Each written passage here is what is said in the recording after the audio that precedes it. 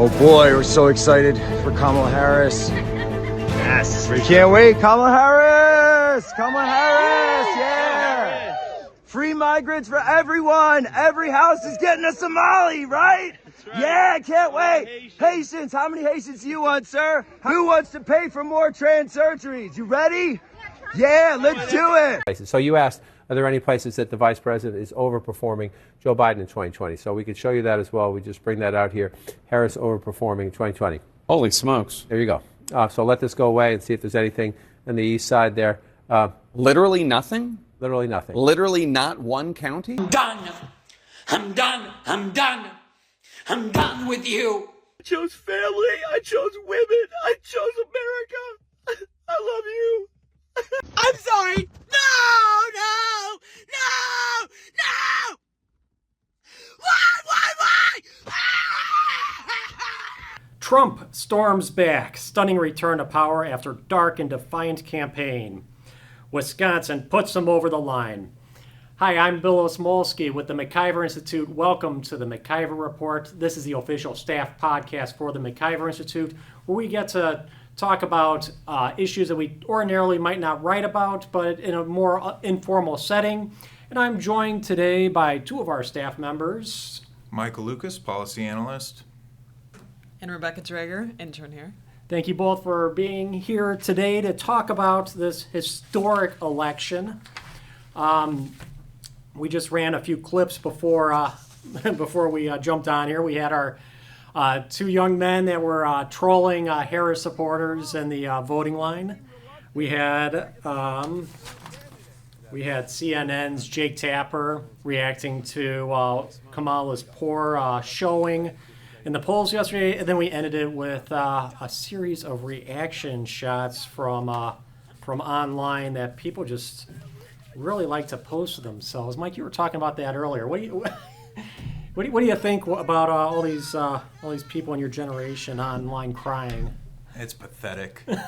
It's so embarrassing. I can't imagine filming myself crying, trying to show the world that I just care so much, and then actually posting it online and thinking that that's a good idea, and that my reaction and displaying a super extreme emotion is really the best way to approach an election or anything in general. I think it is so conceited and disgusting and just pitiful. These people have no dignity. I love it. I love it. You know, these are all forgettable ones, but I mean, like, after 2016, you had the young man in the pea green raincoat and the beanie cap crying, screaming in the camera. Can you imagine being that guy going in for a job interview or oh my God, showing up anywhere in public after that? The internet is a permanent place. Permanent.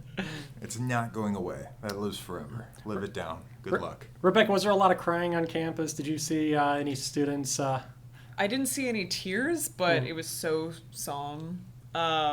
People weren't talking much. They were looking at each other. It was a very sad atmosphere on campus. Yeah, this is a weird one. I mean, it just, my in 2016 when Trump won, there was a pop-up protest on campus. I kind of expected a big pop-up protest on campus. I mean, according to the papers, there were thousands that protested in Milwaukee, and they threw Madison in there, but I think they were mostly talking about Red Arrow Park and in Milwaukee. Mm-hmm. But yeah, Rebecca, you're going to have to definitely keep us up to date on any plans for protesting over the weekend. Yeah, I'm hearing that something's planned for this week. No specific details yet, but yeah. Nice. Are you friends with liberals on campus? Or I mean, yeah. So like, what were they? Tell me about what were they saying? Leading up to this, like how confident were they? And I think that because the narrative on campus is Kamala, that people were confident that she was going to win just because of the circle that everybody was in. Like, we had trucks coming around, everybody was saying get out to vote. Everybody was voting, and so I think these people were in an echo chamber where everybody that they knew was going to go and vote for Kamala, and so I don't think people could believe it at first. Yeah. You didn't see you didn't see like long lines on campus, though, did you? Well, I had gone specifically to a polling place that had essentially no line, but in the weeks leading up to the election day, there were definitely lines at the early voting polling places. Lots of early voting, I guess. Yeah. Well, let's go through some of our stats here in Wisconsin. Unfortunately, this isn't a live podcast because I don't think a lot of people have this information, and maybe when we put this out on Thursday, this still won't necessarily be out there. But the first one is statewide presidential totals, and we see how Trump did versus his Democrat challenger in 2016, 2020, and 2024.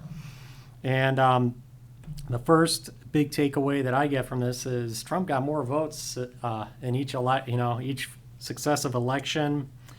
So did his Democrat challenger. So a lot more voter participation. I would not have thought that 2024 would have gotten more voters than 2020. But what do you guys think about this one? Well, it makes sense to me that Trump gets more votes and has better turnout because you've had 8 years of madness to rile people up.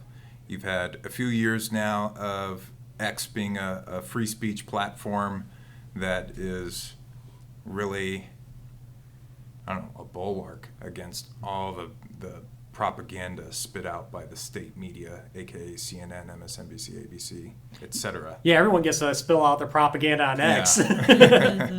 So, not surprised with that, for Trump. I am surprised that 14 million Democrats disappeared. 81 million votes for Biden in 2020, and Harris, as of right now, AP News reporting she has 67 million. Where'd they go? Yeah. I mean, we're at 99%. A lot of these places, we're just waiting on 3 states: Nevada, Arizona, and Alaska, and Trump is leading in all of those by significant margins, over 55%, I think, in all 3.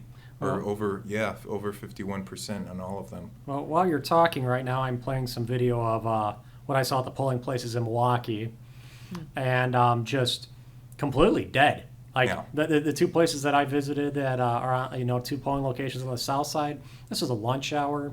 This is when people are supposed to be running out there to vote on their lunch break before the lines get really long, and nobody there. I mean, it was a ghost town. Yeah. The get out the vote effort in Milwaukee was really lacking. I only saw 2 get out the vote vehicles. They were both from Illinois. Mm-hmm. Talked to some get out the vote volunteers. They were all from Chicago, and they didn't really seem to know what they were doing. They were just standing outside the polling place instead of actually walking through the neighborhoods. So yeah, it was kind of bizarre, especially from what I've seen in years past. Yeah, well, it's like how can you stay angry for 8 years? Like 2016. Yeah, I get it. Makes sense why the left is explosive anger, like rioting all summer long. Yeah. They didn't have that this time. Yeah, you have, a year of just a tsunami of negative press coverage directed at this outsider Republican candidate. So yeah, they get really riled up, but then you try to keep that up for 8 years, it's just going to fall flat. Mm-hmm. Their voters are all tuckered out. What was your theory, Rebecca? I think, honestly, going back to X, I think people now are able to see what's really happening. So, so final rallies. This is the next slide I've got. I put this one together just because I was, I hadn't seen this compiled anywhere else. I was just starting to think, okay, you see all these Trump rallies, and it turns out it's really easy to track, where Trump actually has been appearing. I mean, there's great websites with calendars, and you can see what the past events were. Kamala, it was really complicated. It was like you got to kind of like go day by day through YouTube, and then through Twitter, and then through the news reports, trying to like piece together everywhere she's been. And ultimately, I found that over the past, so I started on Sunday the 27th and went through Monday here. And I got Harris had 20 stops all together. Trump had 19. But Trump was actually, but Vance was actually a really active campaigner for Trump too, and he had 16. So, altogether they had 35 compared to Harris's 20. I know Tim Walz. I mean, every now and then he would do a rally, but it was so low key. Like he was here in Madison with Obama. Yeah. But I mean, other than that, I mean, did you hear about any Waltz No, rallies? it seemed like most of the time he's just sticking by Kamala's side, not really leaving, following like the good little puppy dog he is. Well, and that's what you need with a vice presidential candidate, though, is somebody to go out there and help drum up support. Like he went to New Hampshire. Yeah. I mean, it didn't work, but I mean, there's an opportunity there. We got a great, candidate there. Let's go. She picked Walz because she didn't want to be outshined by her running mate. But then he very quickly started to outshine her just because he has the very basic skill of being able to string together 10 words in a coherent way, which is a skill, crucially, that she lacked. Yeah. And so she had to hush him up and, he needs to stay by me and be my hype man. Woo, woo, go Kamala, joy, love, blah, blah, blah. Yeah, I've seen the meme, where it was, it was... Oh, it starts with Obama. I need a vice president who's dumber than me. Then he's got Biden, yep. and then it's Biden saying, "I need a vice president dumber than me." Then it's Kamala. Then Kamala saying, "I need," and then it's Waltz. Who would think that he'd be more articulate than her? Yeah, low bar, but he surpassed it. Rebecca, you didn't get to check out any of those rallies. You didn't see Mumford and Sons, did you? Or No, I had wanted to one, but I think the time didn't work out. But I did go to a Trump rally, the last one in Milwaukee. Oh, how was that? You didn't say anything about that. It was great. Yeah, the energy was so high. It's nice to see a MAGA hat around Milwaukee. That's a rare sight. So yeah, it was fun. Cool. Just like you've been saying, how there hasn't been a lot of reaction on campus. Mike and I were trying to find Wisconsin Democrat reaction online this morning, and this next screen here we've got Kelda Roy's, former lawmaker here in Wisconsin. She had a big one. This country hates women more than it loves democracy or itself. And then Melissa Baldoff, another Wisconsin Democrat leader. We are not letting white women off the hook. Yeah. So, white woman, why did you vote for Trump and not Kamala? Don't you feel like you betrayed your sisters? I don't. I think the country will be better under Trump than it would have under Kamala, and I think it'll be better for white women and black women and the general American population. What a controversial, hateful statement. Yeah. Mike, did your wife make you vote for, try to pressure you into voting for Harris? No, because unlike these liberal men, I do not choose fickle women who know nothing about anything. My wife is actually smart. My wife went to Hillsdale. She majored in mathematics. She minored in biochemistry. She's a genius. So, of course, she has the correct political opinions. I loved I love those ads, of the two women going to vote and their husbands, you better vote right. Oh, yeah. And then they come out and it's like they secretly vote for Harris, and it's such a great, the only stories I've heard of spouses being pressured into voting for one particular candidate were Harris supporting wives trying to pressure their husbands into voting for Harris. I've not seen it I've not heard it the other way around. Maybe I'm wrong, but yeah. That's what I've picked up as well. Yeah, it's women pressuring their husbands. All right, next slide. We got all right. Less exciting news. We got the state Senate totals, or the statewide Senate totals here. Baldwin, she's got 1.7 million votes. The total. So then Hovde, he was 1.6 million. This was a little while ago, so those totals might have changed a little bit. Now you'll see we've got two other candidates in the right, in red to the right of Hovde. That's Phil Anderson and Thomas Leager, two libertarian-type candidates. And if you threw their two totals onto Hovde's and you looked at the total right, you would see that Baldwin completely gets blown out of the water. But that didn't happen. Yeah. Well, good job, guys. Who the heck is Anderson? What, was he independent or did he have a party? Yeah, I think he had a party. He's a libertarian, but he always runs under a different party. Yeah.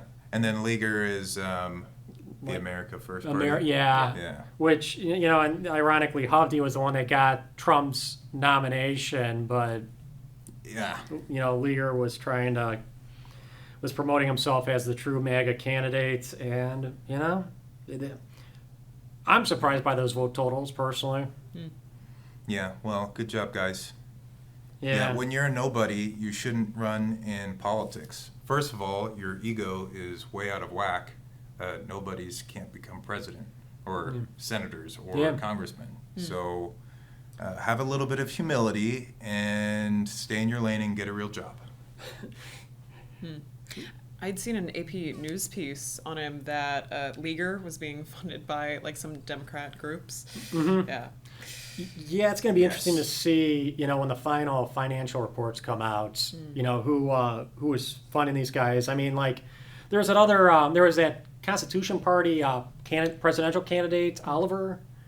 Oliver Chase was the LP. He was libertarian. Yeah. I was seeing a lot of ads for him at the last minute too. Lots of national ads. So it's like, okay, where did this money come from? Yeah, that was all of their funding. He had no campaign. He was completely irrelevant. Also a nobody.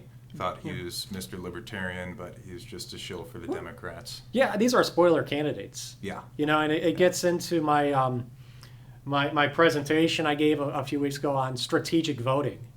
You got to accept every race is a two-way race. Yep. And if you vote for the third guy who agrees with you a little bit more but is less electable, you just helped the candidate who's completely opposed to what you believe in get elected. Yeah. I'm curious to see who the people were that voted for Anderson and Leaguer, because when it comes to the Libertarian National Party, Angela McArdle, who is the chair of the National Libertarian Party, based on their internal polls, the LP is a spoiler for the Democratic Party. They polled I think it's something like 60% of LP voters. Their second choice would have been the Democratic Party. So I support the LP. I donate money to them because I like that they poll Democrat voters. But are Anderson and Leaguer, is that the same thing? Are they polling from Democrats or are they polling from Republicans like you think? So I'd be really surprised if Leaguer was getting any Democrats to vote for him. I mean, he's like, he took like Trump's positions and, closed border, and just, campaign completely on those. Anderson, I mean, yeah, he's been a libertarian forever. So yeah, maybe some of those 42,000 might have, come from Baldwin's column, but what? Well, hey, Anderson and Leaguer, 42,000, 28,000 votes respectively. You would kill it in, a municipal race. Why don't you run at the city level, the town level? That's a great point, because I mean, like once Wisconsin Elections Commission puts out those puts out the vote totals, the final results, you'll see it by ward. He'll be able to see like where his voters were concentrated. Yeah. Now, I mean, after this though, I mean, neither one of those guys could ever get elected to the assembly or anything like that. I mean, Anderson's, kind of made a career of this. Leaguer's a new guy. I mean, but yeah, his career is pretty much over before it even got started here. Yeah. Let's see. So, has that Senate race has not been called officially yet, right? But it's pretty much done. It's pretty much. Baldwin has it. Yeah. So I mean, let's see. I got backing up here right now on NBC. NBC is showing Baldwin has 1.66 million. Hovde has 1.64. So Baldwin has 1.66. Harris had about 5,000 less than Baldwin's got. Hovde's got a lot less than Trump got. So I think those he's got like over 50,000 less than Trump had. So I mean, yeah, that looks like Leaguer's people and most of Anderson's people. Yeah. Well, done and done. Yeah. Weird, Wisconsin. Very strange. Yeah. As you know, I came from Florida just last year. I can't imagine a state voting for a Republican in the presidential election and then not voting for the Republican in the Senate race. Makes no sense to me. Well, Wisconsin's not alone. North Carolina, didn't they just elect a Democrat governor last night and go for Trump? So, Yeah. I mean, yeah, weird stuff.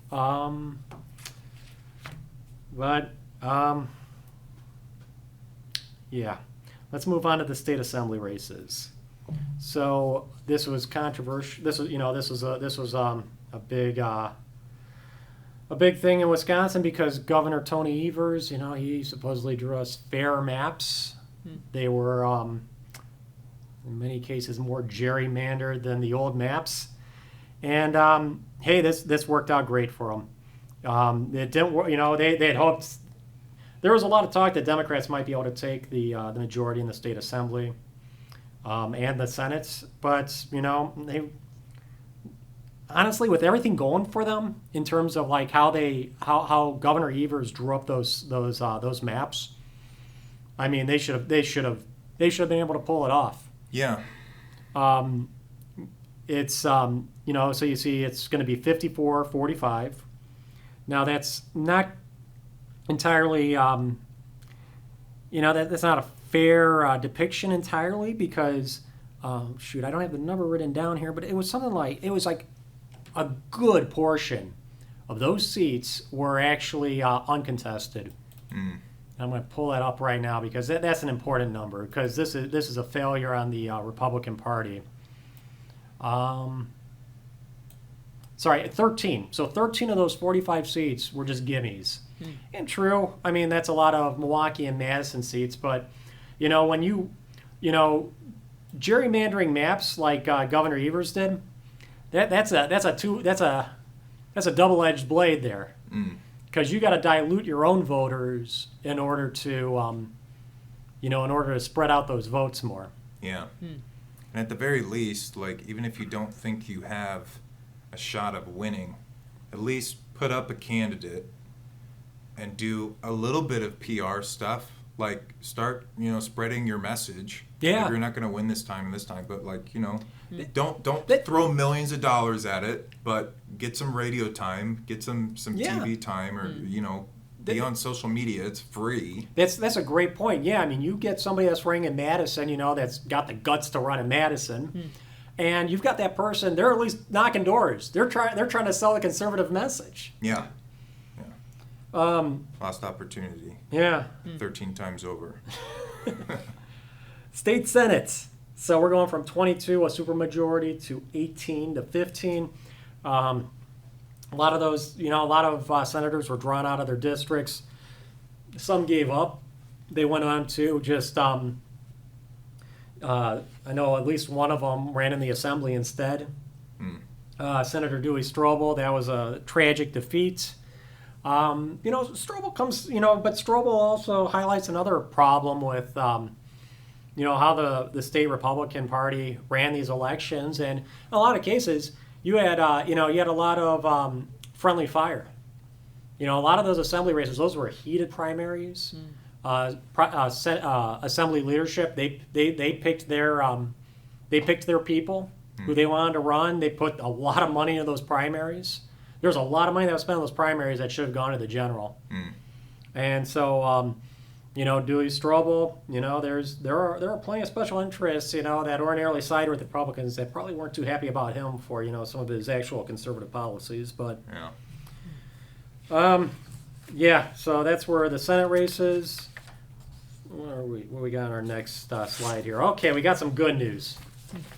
This was an issue that MacIver was very involved in, the Only Citizens Vote Amendment. Now this is incredible. The whole point of this amendment was to clarify the state constitution, to close the loophole to ensure only citizens can vote, because before it said every citizen can vote, which we've all learned a lot about how liberals litigate and how they think over the past few years. Something that the framers of the Wisconsin Constitution probably didn't think about when that amendment was originally written. So, a rational person will see every citizen is eligible to vote, and a liberal sees it as, every citizen plus anyone else who I want to vote. So we had to close that loophole to make sure foreigners can't vote in our election. I know there was a lot of rhetoric, especially coming from the right, how this is about preventing illegal aliens from voting. Hey, that was only part of it. You know, there's a lot of foreigners that are here, you know, legally, that aren't U.S. citizens, that are never going to be U.S. citizens. So, yeah, I mean, even in places like Dane County, the vast majority, I mean, Dane County, I think it was about half and half. It just fell under. But, I mean, statewide, vast majority of Wisconsinites completely agreed with this idea. Yeah, some quick math here. So the result, 66% vote yes, the amendment passes. Okay. 1.6 million people voted on that referendum question. That's half of the people that cast ballots for president. So half of voters in Wisconsin didn't turn it over. That's a good point. Didn't turn the paper over. Yeah. That is just shocking. It says at the bottom of the ballot, there is more on the other side. Turn to continue. I mean, yeah. Now, granted, I imagine, you know, poll workers, you know, when you get your ballot, maybe a lot of them didn't say, we're voting on two sides today. My lady didn't tell me that. Oh. I knew that because, I don't know, I spent 12 years in the public school system, and whenever you get a sheet of paper from your teacher, you check the backside because... Maybe that's why our test scores are so low in this state. Yeah, they don't turn it over. I did, you know. But, yeah, half didn't flip it over. Yeah, so this is huge. I don't, you know, the other thing is we just see how, you know, that Overton window keeps shifting left in this country. And, yeah, I mean, this won overwhelmingly this election. 4 years from now, would it pass? Yeah, I mean, it overwhelmingly passed, but there's still like a good 30% of people who voted no. What's going through your mind when you vote no on only citizens should be able to vote? Well, see, now this is getting into our you know, recommended policies going forward. This is now that this is part of the state constitution, this is something that we need to go after. There is, you know, there are strong indicators that there are foreigners voting in our elections.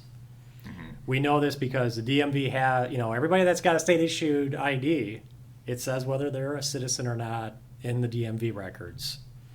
DMV, you know, the Wisconsin Election Commission is not interested in using those records to verify voter registrations, so that's one warning sign. Second warning sign is the DMV refuses to release those records to the legislature, which is another warning sign. And then a third warning sign is the League of Women Voters put out a statement 2 weeks ago about how if this amendment passes, which would ban foreigners from voting in our elections, that would disenfranchise hundreds of thousands of currently eligible voters. Yeah. So there's a lot more reasons to be suspicious about this, but those three alone are very strong indicators that, yes, we do have foreigners voting in our elections. I'm sure some of them were voting no on this amendment, but that needs to be taken care of. And now that we've got a Republican executive coming into Washington who will be in charge of the Federal Elections Commission, that will be a great effort for the federal government to come in and clear this up. That's something that we haven't been able to do. There's been so many theories and rumors and just over the past 4 years on what happened in 2020, how was it stolen, you know, and all those rumors, you know, they were huge distractions. Here at MacIver, we looked into pretty much all of them as they were coming up. You know, I didn't find there wasn't a lot to any of them. You know, they were really easy to debunk all those theories, but that level of distrust and just people knew something wasn't right. Nobody could figure out what it was, you know, and that alone was just undermining confidence in these elections. Now, you know, and there was no recourse. It was just the legislature hiring, you know, Justice Gableman to, you know, run an investigation for several months that went nowhere. You had, you know, Peter Berninger running around with his computer, just crunching numbers wherever he could find them. And I mean, anyone that follows MacIver knows we were, you know, shooting down those theories one after another. And I mean, hey, we were open. If he would, if he had presented actual, you know, proof that people were voting illegally, you know, we would have been all over that. Never saw it. Yep. This foreigner thing, Yeah, there's something to this, and we need to get to the bottom of it. And now that it's part of the Constitution, we need to verify that there's nobody voting that's a foreigner, now that it's specifically against the state constitution. Yeah, if they're on the rolls, they need to come off. Yeah, and if it's going to take the federal government to come in and make that happen, well, that's what's got to happen. Yeah. Quick math here. Of the 553,000 people who voted no, 34% of those no votes came from Dane County, Oh, wow. right here in Madison. So they're... So you know who opposed this. The seat of the state government opposed this. Well, you also know that that's where they had their most success with the messaging efforts, too. Was anyone talking about this one on campus, Rebecca? Or No. not even on their radar? No. All right. School referendums. This is an important one for us at MacIver because one of our priorities is budget discipline. You know, this is taxpayer money. We expect you to spend this money responsibly, to be good stewards of taxpayer money. And over the past several months, in particular, as we've started to focus in on really analyzing these budgets, we're finding more and more government organizations, especially school districts, do not have actual budgets, actual operating budgets where you could look at this and track your spending. So a lot of these, you know, if you don't have a budget, you cannot successfully prioritize what you're trying to do. You cannot successfully, you cannot do a good job resourcing those priorities. So you're going to fail. It's like if you have if you got a home budget and all you're doing is writing out checks, you know, you just pay all your bills and you don't pay attention to where the money's going, it vanishes. I mean, anyone that's listened to Dave Ramsey for 2 minutes knows that. Yeah. So all these schools always being out of money, despite, you know, the insane amounts of money that taxpayers are already spending per student in public schools. I mean, it's not surprising that these schools are failing.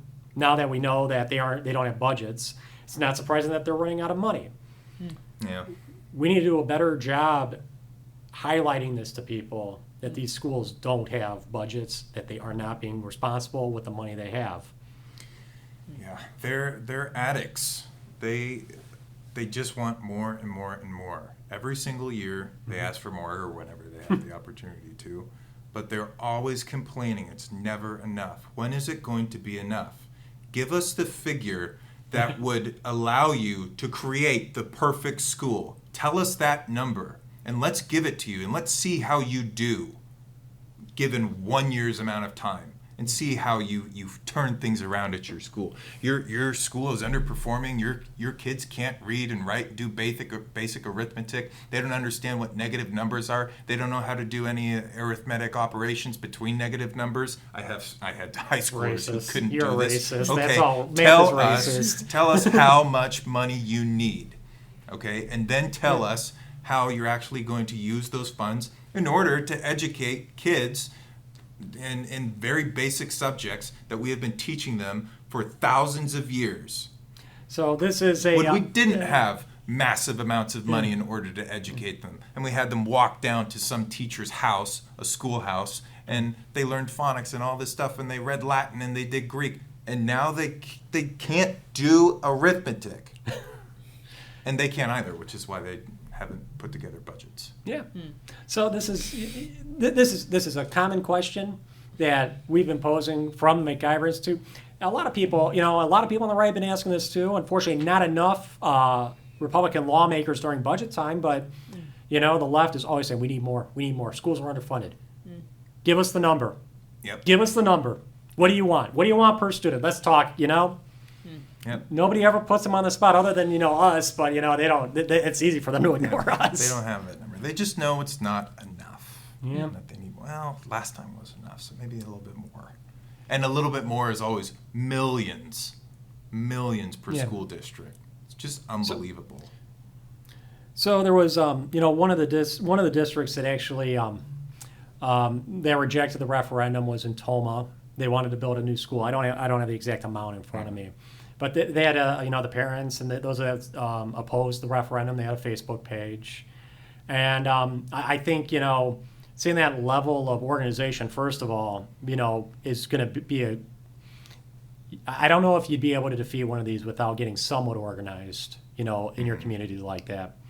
And then, and there was like retired people from the school district saying this school district does not manage its money well. And I took a quick look at their budgets, and that was one of the districts that actually, they had a real budget.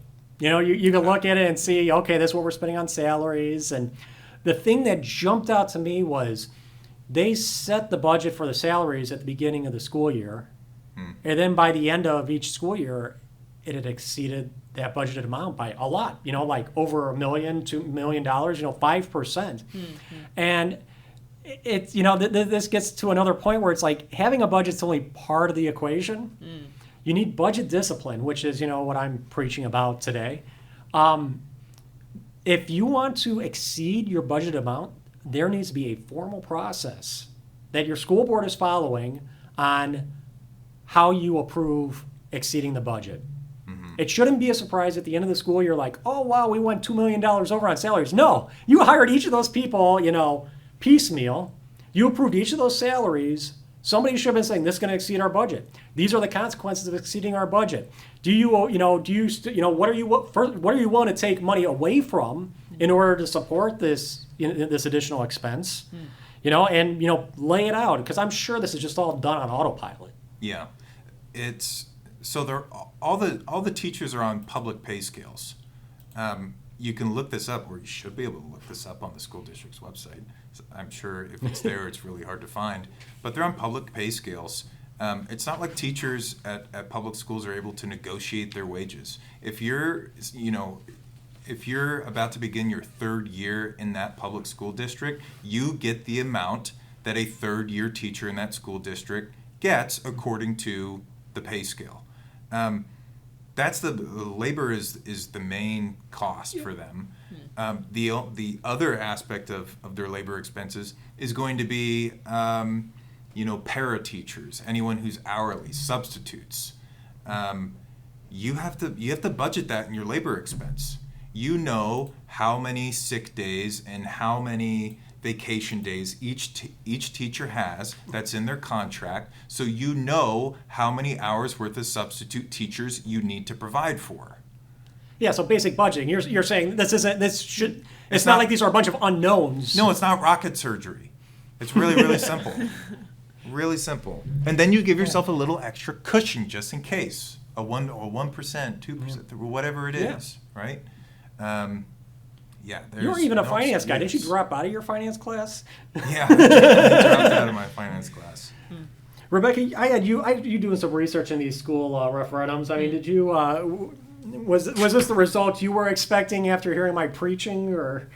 Yeah, I mean, like I agree. I think these schools need budgets, but it's all empathy. I went and I looked at the flyers for all of these districts, and it was all like, we love our children. We want to give our children the best. And right now, like, we need money for daycare, after school care, technology.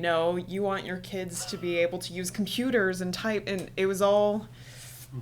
They were just pulling at the heartstrings of parents and community members. You want what's best for your kids, don't you? Give us more money. Yeah. When I took typing class freshman year at Aptos High School, we had computers that were from 2003 and worked just fine. These kids do not need iPads. They do not need Macs, okay? Get the freaking cheap Dell computers at Best Buy, or bulk order them from Dell. They're hurting really bad. Okay, they could really use the money. You'll get some really good deals, and you don't have to worry. You don't have to worry about any of this. This is all just a charade. And we know where they really want their money to go to. They want more money for their administrators. They want more money for their frickin' sports programs. They want more money so they can build a giant $5, $10, $20 million performance arts center. Okay, and in order to get all of that, they talk about how our kids aren't being taken care of. There's just no teachers available right now. We just can't do our job. 40% of your staff are administrators. Fire them. So this is something that we're going to be staying on top of. I don't know if you saw the story that Rebecca and I put together, but it was about all these school districts that were going to referendum for IT and for school safety, and why they had no excuse to do that, because the COVID relief, that was $3 billion that came to Wisconsin schools. And the top reason, the main reason why schools were getting that was for educational technology. So these schools are saying, oh, all of our students don't have, access to computers, and we don't have, Nord and antivirus and everything. No excuse. What did you spend that money on? School safety grants, that was another one. It was like over $100 million that the state taxpayers have given all these schools to increase their security after there were, after school shootings started to rise throughout the 2010s. Over the past 6 years, we've given over $100 million to schools. And a lot of these schools were all getting, hundreds of thousands of dollars in grants. And on their referendum questions, it was, we don't have a secure entrance at the high school. We don't have a secure entrance at our middle school. It's like, how is that possible? There needs to be like an investigation over this. Yeah. Do you think we'll ever get those answers where that money was used? Well, Rebecca, we're going to be working on this. No.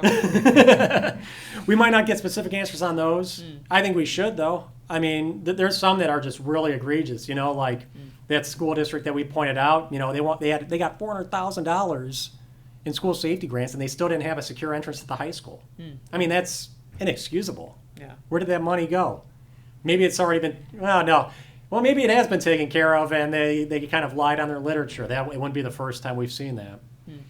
But no, I got some other ideas on how we're going to get to what schools are actually spending their referendum money on, because, as we pointed out, there's no law that says that they have to spend it on what they tell taxpayers it's for. Yep. Yeah. All right, moving on back to Election Day. This came out late last night. UW-Whitewater. Anyone that was following the election on Twitter might have seen this pop up, because you had a lot of lawmakers, on the left, a lot of Democrats that were saying, if you're a UW-Whitewater student, get over to the polls. You can get in line till 10:30 and still vote, which surprised me. Yep. Polls close at 8 o'clock.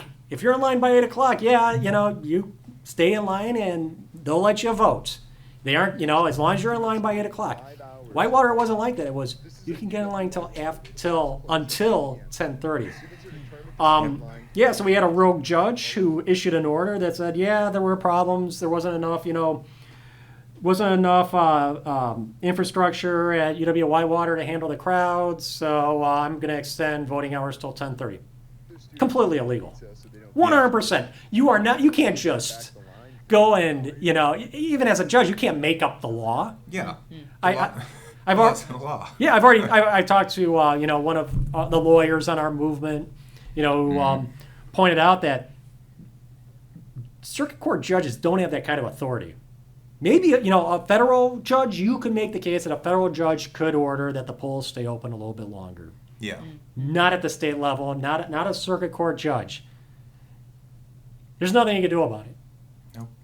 There's no accountability for judges. A rogue judge is a rogue judge. Yep. So, UW-Whitewater, maybe they got 1,000 or 2,000 extra votes. I mean, it didn't change anything. Yeah. But this should scare the heck out of the Republican Party of Wisconsin. Yeah. If they're going to leave polls open for an extra 2.5 hours, that's going to... What about the judge? Yeah, next time it's, a Milwaukee judge. Oh, everything's screwed up in Milwaukee. Voting's open until Thursday now. Yeah, yeah. And if that's a precedent too, they could point to UW-Whitewater later and say, well, we opened it, we extended the polling time for 2.5 hours just because there were so many. If we have an emergency, why can't we keep it open for another day? Yeah. What if, EMS has to respond to a polling location and that throws everything out of whack? Oh, you're right. Anything at all. Anything more serious than that, well, then we get more than 2.5 hours to add to the polling time. Yeah. Yeah, bad precedent, total overreach of power. This is legislating from the bench and executing from the bench. Yeah. Yeah, all three branches in one. All right. I've got a couple memes here, or some of the crazy things that were happening right before the election. So we got Peanut the squirrel. Nice. There was this first one. This was somebody recommending that Trump change the logo for the Republican Party to the squirrel. That's a pretty good logo, I have to admit. Yeah, that's good. We've got there was a lot of stuff going around about avenge Peanut and Yep. the AI memes of Trump. They're just more and more animals. Those memes. It was the cats and then the dogs and then remember the ducks? He was going to save the ducks because all the Haitian immigrants were eating the dogs. Yeah. Now you got the squirrels. So you got your Lord of the Rings. It cannot be. I am Peanut the White, and I have come back to you now at the turn of the tide. And then this very patriotic one of Trump as Captain America. Yep. And I guess Peanut is supposed to be whoever Captain America's friend is. Oh, What's his name? He's Bucky. got the arm. Bucky. Yeah, that's Bucky. He's Bucky. all right. Rebecca, I'm throwing you on the spot. Was there any big news stories that just kind of jumped out at you the last week here? No, but I mean, maybe one specifically from yesterday. I saw it was a Kamala maybe press conference where she was supposed to be calling a voter. She was doing a phone banking thing. Yep. And in the middle of the call, she opens her hands and goes like this, and you can clearly see her phone is not calling. It's just the camera app. And it was so funny. She was like, "Oh, you did? Thank you." And I thought that was so funny. Funny. I was driving around yesterday visiting the polls, and I had on Sirius XM, and I'm like, you can listen to the news channels on there. So I'm like, I wonder what's on CNN right now. Mm-hmm. And it was just that. It was just Kamala doing those fake, phone calls. And I listened for 3 or 4 minutes. I'm like, real? This is our television coverage on election day? It's just Kamala Harris making phone calls. So yeah, I didn't get to see it till later, but yeah, that was good. Mm-hmm. All right. Unless you guys have something pressing that you need to get off your chest. Yeah, let's talk about Obama. All right. Barack Hussein Obama. I think he took it off his Twitter. The tweet that I had in mind, but oh shoot, I should have saved it. I was trying to save tweets. It might still be there. It's got to be buried somewhere. There's no way it's gone. But in any case, Obama posted yesterday. Don't worry if we don't know who the winner is. I got it right here. Oh, perfect. It took several days to count every ballot in 2020, and it's very likely we won't know the outcome tonight either. So please keep a few things in mind as you make your voice heard today.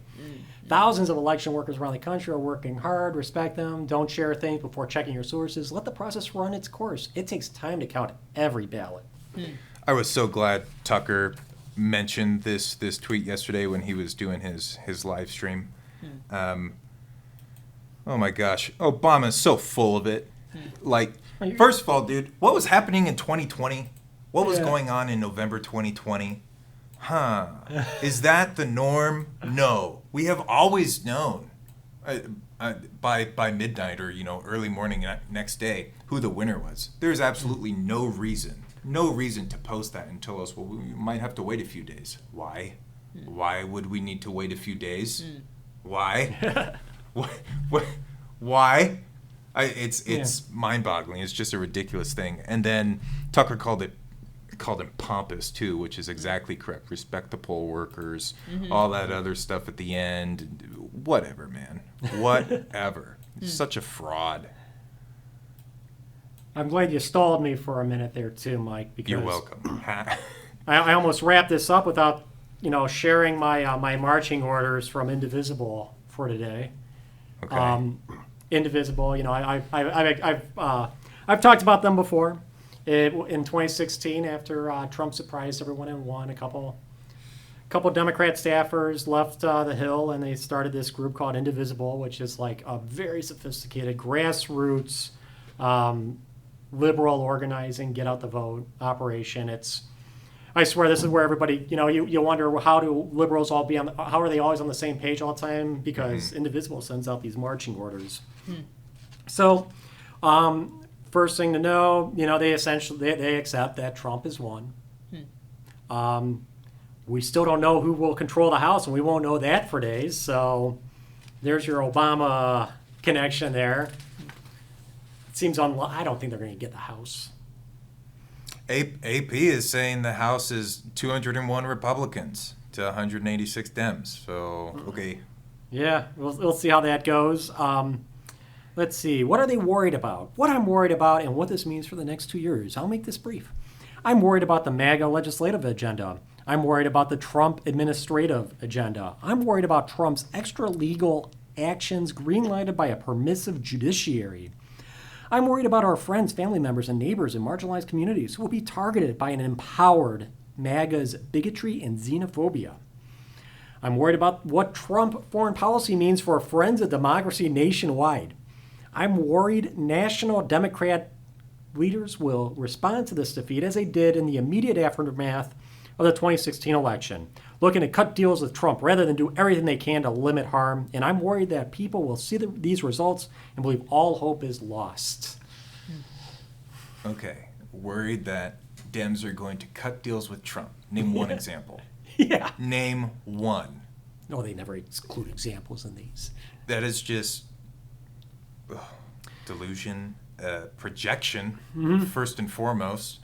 A Trump administration is going to do this, this, and this. You mean all three things that the Biden administration did? You're concerned about his foreign policy?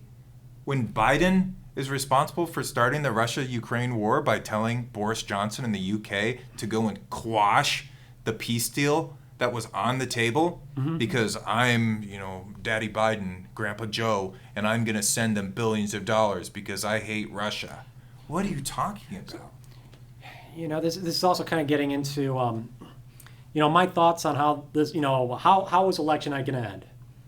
Both sides are just so convinced of absolute victory that it was going to be whatever side lost was going to have shell shock. I believe that if Trump had lost last night, that would have been the end of the Republican Party. I don't know how they would ever have recovered from that. The Democrat Party, though, hey, they take nothing keeps them down for long. Yeah. I knew that if they lost last night, they were going to be plotting their next move today. And Yeah. I mean, obviously, Yep. I've got the outline of that next move, because democracy is in grave peril, but not lost. Who would have thought that? Who would have thought you would have heard that? I thought all was lost. This election is catastrophic, but democracy does not get decided in one election. No? Why did I think the complete opposite for a year? Had we won, democracy would not have been saved. After losing, democracy isn't gone. Tomorrow the sun will rise again. This is like reading 1984. There's always one more battle, one more fight I need to keep you mobilized for. In 2025, there will be a rich national debate defined by MAGA overreach and public backlash. And elections will indeed continue, from the Wisconsin Supreme Court this spring to the Virginia state election next fall to the midterms in 2026. I think we aren't out of the woods yet, Wisconsin. Well, our betters from on high have spoken. Yeah, well, I mean, that Supreme Court race in Wisconsin is going to be huge. We need to find some candidates. We need to find some good candidates. We don't have any good candidates right now. No. I'm always harping about how we don't ever challenge the Democrat or the Democrats running for district attorney. We need to get serious about the judiciary, and not just let another one slip through our fingers. All right, to just give you the closing piece here, because I think our listeners will appreciate hearing what Ezra Levin, the co-executive director of Indivisible, him has to say. We choose to organize. Democracy has suffered, and democracy will suffer more. But importantly, democracy is not dead. The fight for democracy continues if we continue it. A fascistic ruling party craves obedience, acquiescence, and a sense of powerlessness from the majority. We will not give it to them. The options are to surrender to the forces of autocracy, bigotry, xenophobia, and minoritarian rule, or to organize the pro-democracy majority to reclaim its power. We choose to organize. We know Trump will use his power to attack our democratic institutions and our freedoms. We understand the threat of an accelerating slide toward authoritarianism. We choose to organize. We know the fascists installed in positions of power will seek to divide and conquer, focusing their power to terrorize marginalized communities across the country. We choose to organize. There are more of us than there are of them. We choose to organize, and we will win. Talk about projection. Yeah. Sticking with the fascist smear, with the Hitler comparisons there through and through, and then more and more projection. I gotta find this tweet from Michael Malice because I love it so much. I told it to you earlier. If history is any indication, Hitler's second time in office was much worse than his first. Yeah, it's Hashtag literally shaking. hashtag literally shaking. I'm gonna have to find that goose meme too, where it's why didn't if he's gonna be Hitler, why didn't he do Hitler the first time he was in office? Right. Yeah. Well, libs, I mean, get ready. You know, your internment camps are coming. He couldn't exactly get the funding for him the first time around, or the popular support, and he doesn't exactly have that this time. But he's just going to do it anyway, because he didn't have the gumption to do it last time. Mike, these people are emotionally unstable as it is. You're going to give people nervous breakdowns. And then Rebecca's going to have to tell us about all the crying that she sees on campus, and we're going to track it all the way back to you. I'll bring my camera. All right. Well, hey, this is it's been a great. We made it almost an hour today, so I mean, great show, guys. You know, we're going to keep on trying to do these every Wednesday. I'm sure we'll have more to talk about. You know, seeing after the left finally, gets its wits back about it and figures out how bad it's going to protest this weekend or go forward. Which, Rebecca, you'll be getting us lots of pictures of, I hope. Mm-hmm.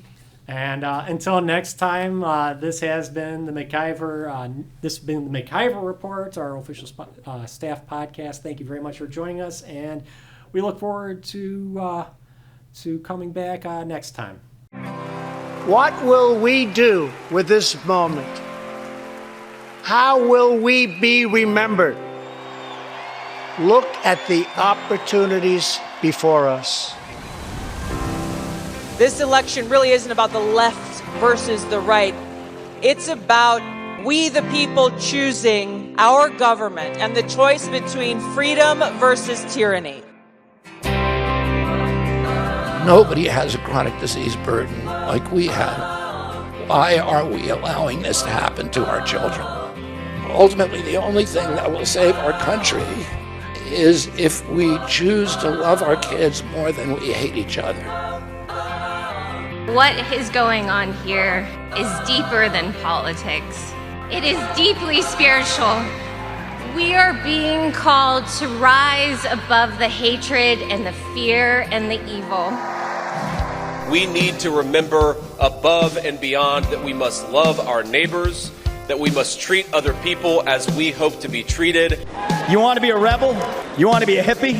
You want to stick it to the man? Show up on your college campus and try calling yourself a conservative.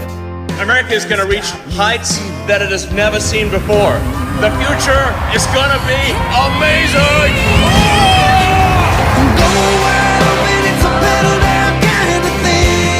Don't you want healthy children? Don't you want a president that's going to make America healthy again?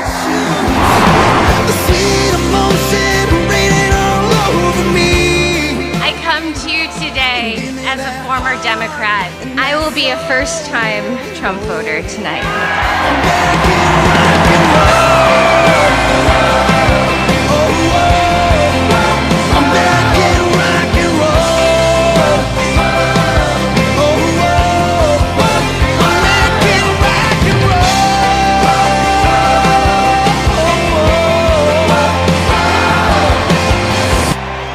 The people dreamed this country.